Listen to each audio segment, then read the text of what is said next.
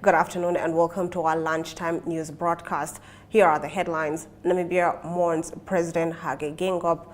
Swapo to convene extraordinary Congress to elect new president. And Kenyan president slams incompetence, corruption after deadly blast. I am Glen-Nora Tjipura and this is NMH at 1.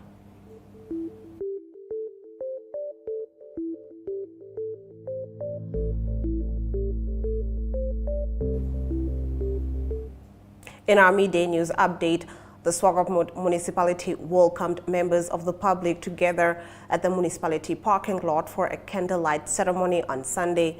The ceremony was opened for the public to pay their respects to the late President of Namibia, His Excellency Dr. Hage Geingob. Let's take a look. That he have keep us in the family later, that he have keep us men who can lead us as a Namibian nation. From you, all the people, from Namibians, I must say it from our side, from the family side, that we are very much thank you. Your prayers, and that you have carried us through the prayers. It was not the easy task that he was out from the country, and our Lord would make possible him to come back home and put his head on his pillow on the soil of Namibia. After the break, we get into our visual news segment. Welcome to What's Cooking, where culinary passion meets expert insights. Somebody must really want to cook and want to cook good food. Immerse yourself in the bustling world of professional kitchens as top chefs create mouthwatering dishes. Join us for in-depth interviews as our host explores the experiences and expertise of our guest chefs. Don't miss out. Tune in to What's Cooking on NTV every Friday at 2100 hours and let the culinary adventure begin.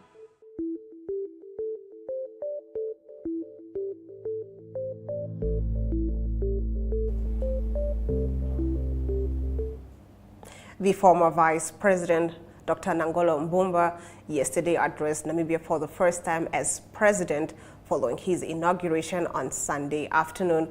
Mbumba becomes the country's fourth president and will occupy the presidential office until 2025, when a new president is sworn in as a result of the 2024 presidential elections.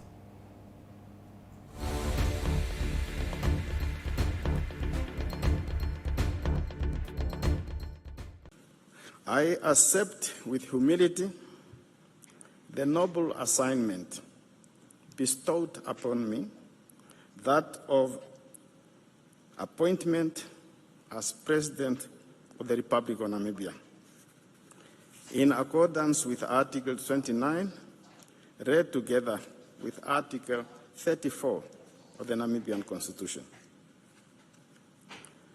I take on this heavy mantle, cognizant of the weight of this responsibility, to serve all people of Namibia with utmost dedication and commitment in the service of all citizens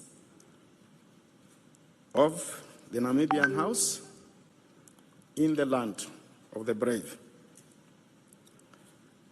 I undertake to continue building on the excellent foundation established by our founding father, His Excellency Dr. Sam Shafishuna Nujoma, as well as the former president, His Excellency Dr. Hifikepunye Pohamba, and our beloved, now belated, President Dr. Hage Gottfried Geingob. May his soul rest in peace. May we please rise and observe a minute of silence.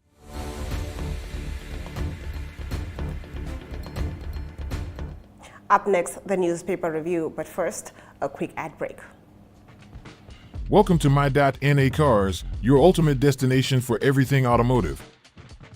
I am your host, Diana Master. Teamwork makes the dream work, right? Discover the latest models, innovative technologies, and expert insights from our passionate hosts. Learn essential maintenance tips and get exclusive behind-the-scenes access to the automotive industry. Don't miss My.NA Cars on NTV every Thursday at 2100 hours. Tune in and ignite your passion for automobiles.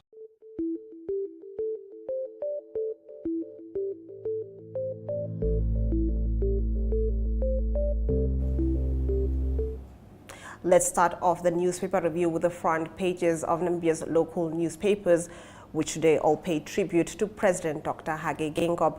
Geingob's passing was announced in the early hours of Sunday morning, and a period of mourning has been announced, which will run from today till the 5th of February until the date of the funeral. Getting into the Namibian Sun's front page, President Hage Geingob's death has provoked mixed reactions from Namibians and political leaders around the world, writes Namibian Sun. Geingob was both revered and reviled during his time as president, but in death, Namibians have united to mourn their leader. Geingob was the chief architect of the Namibian Constitution after chairing the Constituent Assembly, which crafted the country's primary legal instrument. Namibians woke up on Sunday to the news of Geingob's demise following a battle with cancer. Since then, the mood across the country has been somber, with messages of condolence pouring in from all over the world.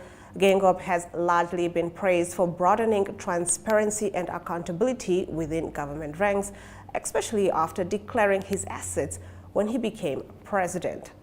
On the Republicans' front page, it reports that President Hage Geingob, who played a key role during Namibia's liberation struggle, as well as the establishment of the country's first constitution, died on Sunday morning. He would repeatedly call for unity among Africans and to strengthen their commitment to Pan-Africanism. He was also an advocate for democratically elected governments and would constantly speak out against coups on the continent. The Allgemeine Zeitung carries the news of the passing of Namibia's third president. The paper reports that whether political fellow campaigners or opponents of Dr. Hage Geingob, they all share the opinion that Namibia has lost a significant leader who leaves a noticeable gap. After the break, we'll continue with our newspaper review, taking a look at the inside pages. Neopaints has established a 67-year Namibian legacy, creating personalized paint solutions that blend quality and innovation for the Namibian people.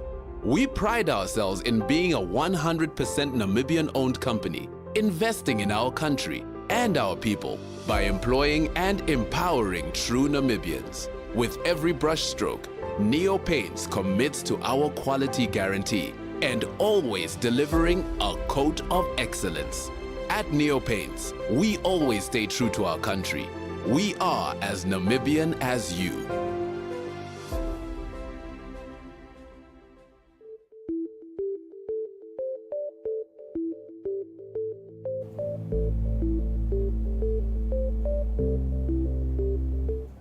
Before we continue with our newspaper review, I would like to make a correction. The mourning period starts today, the 5th of February, until the funeral of the president. Now moving on, Namibian Sun's page 2 reports that Swapo is expected to convene an extraordinary Congress within the next 3 months to elect its president following the unfortunate death of President Hage Geingob, who was also the leader of the ruling party. Article 15(9) of the Swapo Constitution requires that under these circumstances, the Swapo Central Committee, the highest decision-making body between the Congresses, must convene an elective Congress within the next 3 months. This also means that whoever is elected president at that Congress automatically becomes the party's candidate in the November 2024 national presidential election. According to the Republicans, page 2, Hobabe's informal settlements issues with livestock remain unresolved, while opposition politicians incite residents against unreachable government leaders. The Landless People's Movement's protest action on Thursday in front of the closed gates of the Omaheke governor's office was ignored and no one came out to receive the complaint. The deadline set by the village council to remove the hundreds of sheep, goats and a handful of horses from the settlements expired on Wednesday. The municipality's chief executive, Sophia Aces, still insisted by Tuesday that the animals will be taken back to where they came from. On the Allgemeine Zeitung's page 3, it reports the Namibia Airports Company back are in the good books, according to Allgemeine Zeitung, which further reports that the Namibia Airports Company has presented its financial report for the past financial year and is satisfied with the results. The passenger numbers were 3/4 of the pre-COVID-19 figures. The Namibian page 2 reports the newly sworn-in President Nangolo Mbumba has made it clear he would only complete his predecessor Hage Geingob's tenure. Mbumba said this yesterday after being sworn in as Namibia's 4th president alongside new Vice President Netumbo Nandi-Ndaitwah. Mbumba was sworn in over 12 hours after Geingob died following a battle with cancer to ensure the country's administration is not interrupted. On to the New Era's page 2, leaders from Africa and the world have expressed deep sympathies for President Dr. Hage Geingob and condolences to the Geingob family and to Namibia, with some describing him as a revolutionary and pan-African leader. Among them are Zambian President Hakainde Hichilema, who stated, "We have lost a true friend, a liberation icon, a distinguished diplomat, a senior African statesman, and an elder brother." On behalf of the people of the United Republic of Tanzania, I send my condolences to the people of the Republic of Namibia. Acting President Nangolo Mbumba, Madam First Lady Monica Geingob's family, friends, and comrades of Swapo, President Samia Suluhu Hassan has said.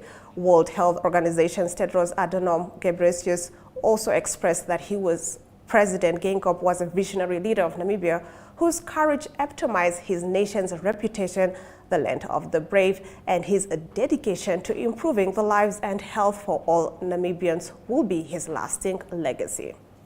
Now, according to Market Watch, the late President Hage Geingob's strides in the energy sector were instrumental in positioning Namibia as a key player in the region, the African Energy Chamber said yesterday. His vision for sustainable energy development and commitment to the welfare of his people have set a benchmark for leadership, AEC Chairman NJ Ayuk said. Now, Africa's largest insurance group, Sanlam, announced on Friday that it made 6.5 billion rand buyout offer for life insurer Assupol. More on this in economic news after the break. Hi, Sonia. Hi, Tufeni. What are you reading? I'm reading about the Child Care and Protection Act. In this pamphlet I got from school. What's that? It is Namibia's main law for the children and the issues affecting them. The Act classifies here that a child is anyone under the age of 18 years. Check out some of the rights meant to protect you. For more information, contact the Children's Advocate. For more information, contact the Children's Advocate Namibia in the Office of the Ombudsman on 061 20 73 111. Send us an SMS on 20401. SMS costs 40 cents. You can also send us a message via our Facebook page. Remember, the services of the Children's Advocate are free of charge.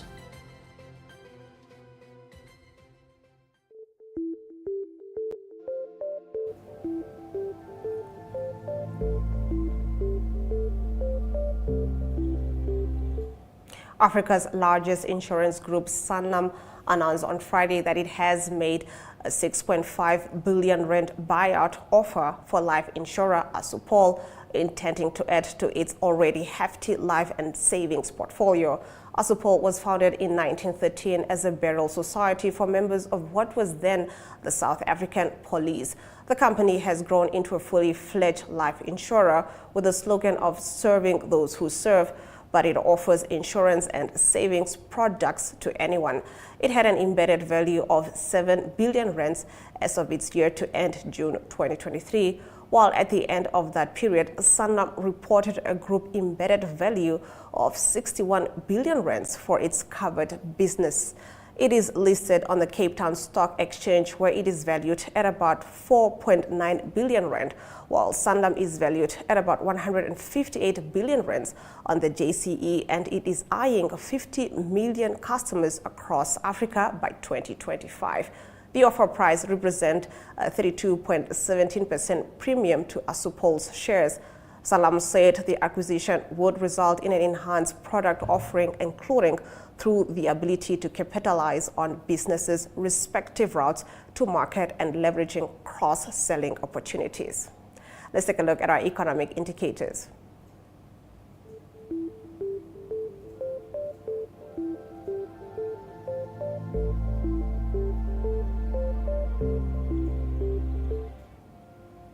The Namibian dollar trades against the British pound at 23.82, against the euro at 20.37, against the US dollar at 18.97. 2 Namibian dollars and 63 cents gets you 1 Chinese yuan. On the Namibia Stock Exchange, all major stocks remained unchanged. Overall index went down at 1.29%. On the commodities market, all the major commodities went down, with Brent crude oil trading at 1.15%, going for $77.19 per barrel.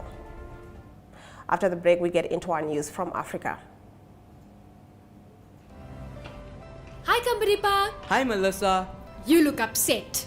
Is everything okay? A healthcare worker refused to attend to me because I visited the healthcare facility without a guardian. Healthcare workers are not allowed to do that.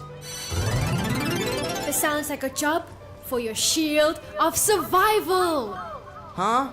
Your rights, they're your superpowers. Your shield of survival is your right to life, health, nutrition, shelter, and an adequate standard of living. For more information, contact the Children's Advocate Namibia in the Office of the Ombudsman on 061 20 73 111. Send us an SMS on 20401. SMS costs 40 cents. You can also send us a message via our Facebook page. Remember, the services of the Children's Advocate are free of charge.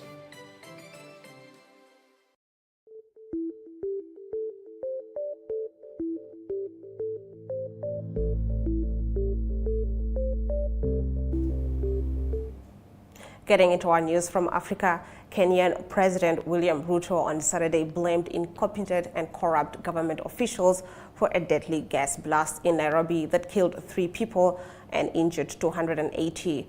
A truck laden with gas canisters exploded just before midnight Thursday in Embakasi, a densely populated Nairobi district, unleashing a trail of destruction and sending people running for their lives.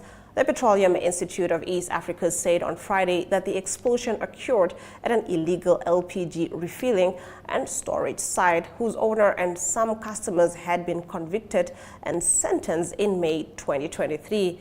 But Kenya's National Environment Authority on Saturday said Maxis Nairobi Energy had obtained permission on February the 2nd last year to operate the site. Preliminary investigations have revealed that 4 NEMA officers procedurally processed the license and are therefore culpable. NEMA Board Chairman Emilio Mugo said in a statement, the board therefore directs that the implicated officers step aside immediately pending further investigation by the relevant government agencies, he said. President Ruto said these government officials should be sacked and prosecuted for the crimes they have committed. Zimbabwe's governing ZANU-PF party has won all 6 of Saturday's parliamentary by-elections, meaning it now holds a 2/3 majority in parliament. The victories give President Emmerson Mnangagwa the power to change key provisions in the constitution. The opposition Citizens Coalition for Change allege this will allow him to tighten his grip on power. The by-elections were triggered after a man the CCC described as an imposter forced the recall of some of its MPs. Though the CCC lost last August general election, it took more than 100 of the 280 seats in the National Assembly, thus denying ZANU-PF a super majority.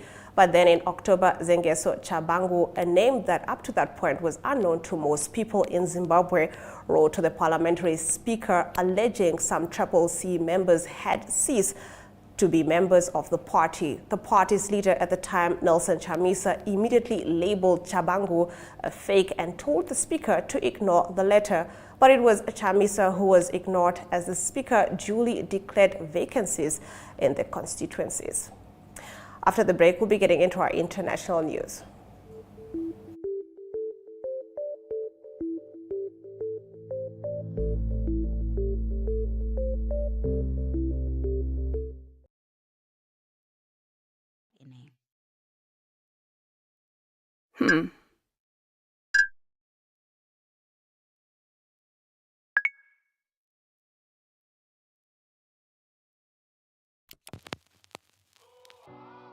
E-Ticket, your online ticket solution for events and event marketing, bringing you ease of mind and making sure that your event gets out there.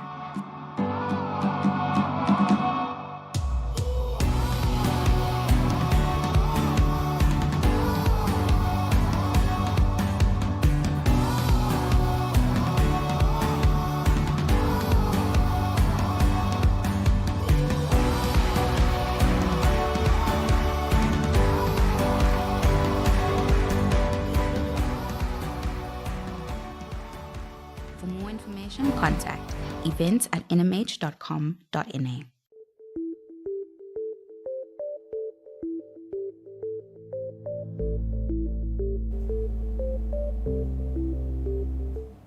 As trucks carrying humanitarian aid entered the Gaza Strip on Sunday through the Rafah border crossing with Egypt, there were increasing concerns over the humanitarian situation in the Palestinian enclave. The delivery of much-needed aid to Gaza's 2.3 million people has been further complicated by a decision by several donor countries to pause funds for the United Nations Refugee Agency for Palestinians, the main humanitarian agency in Gaza. More than a dozen countries, including the United States, announced they would suspend contributions to the UNRWA following Israeli allegations that 12 of the agency's workers participated in the 7th of October attacks in Israel. The UN organization was created in 1949 to help Palestinians displaced during the 1948 war following Israel's declaration of independence and continues to play a pivotal role in the Gaza enclave. Aid groups and other UN agencies have urged donors to continue supporting WNRWA, warning that a failure to do so could have catastrophic consequences for the people of Gaza. There is growing concerns for the safety of those close to 2 million Palestinians who are crammed into the southern city amid fears that Israel plans to extend its offensive against Hamas to Rafah. News from the world of sports follows after the break.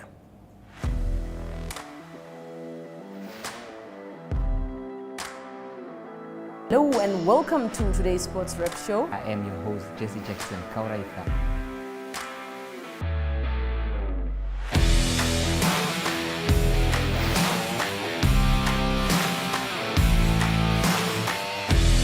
In replay, Namibia, who had won the toss for the first time on this tour. Good day everyone, time for international sports news, starting off with tennis news, both on the WTA for women's and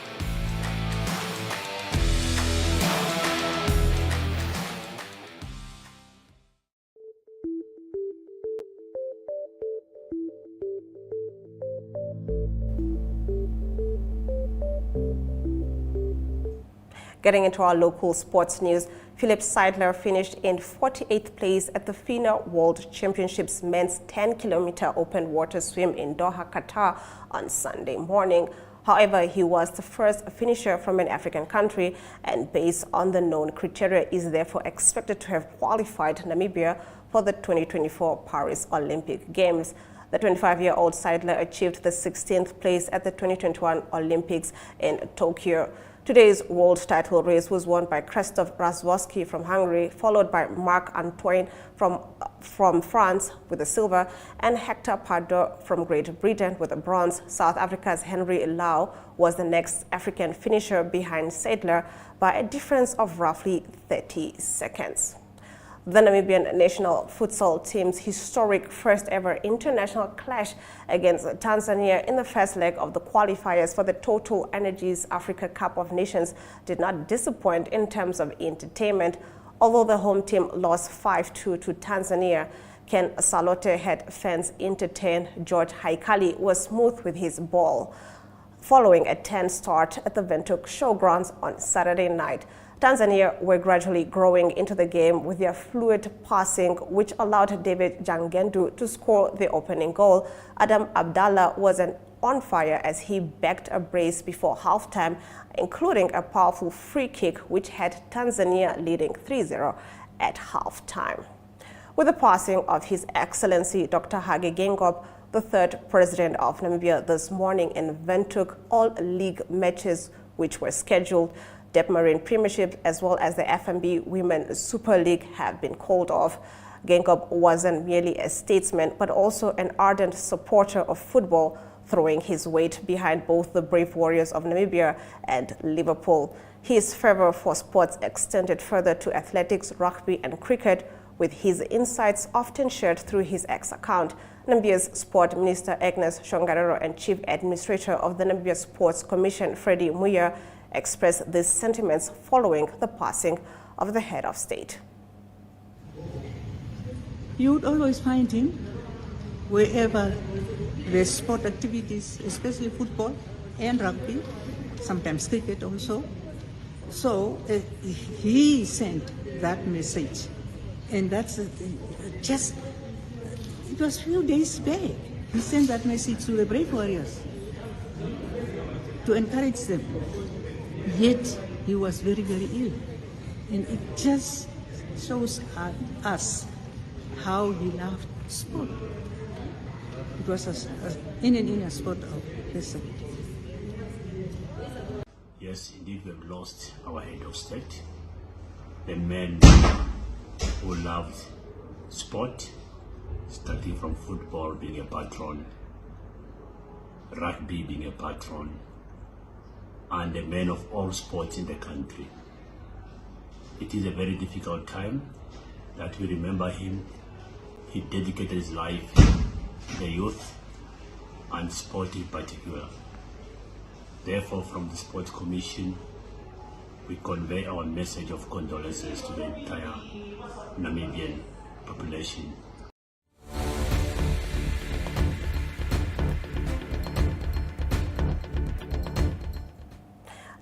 That brings us to the end of our sports news. Let's get into the highlights from today's broadcast. Kenyan President William Ruto on Saturday blamed incompetent and corrupt government officials for a deadly gas blast in Nairobi that killed 3 people and injured 280. As trucks carrying humanitarian aid entered the Gaza Strip on Sunday through the Rafah border crossing with Egypt, there were increasing concerns over the humanitarian situation in the Palestinian enclave. Philip Seidler finished in 48th place at the FINA World Championship men's 10-kilometer open water swim in Doha, Qatar on Sunday morning. Namibia still mourns the passing of President Dr. Hage Geingob, and Namibia Media Holdings would like to extend our condolences to the relatives, close friends, and the nation at large. NMH at 1 streams live every weekday at 1 p.m., sharing the latest news in Namibia and beyond. From me, Glen-Nora Tjipura, until next time.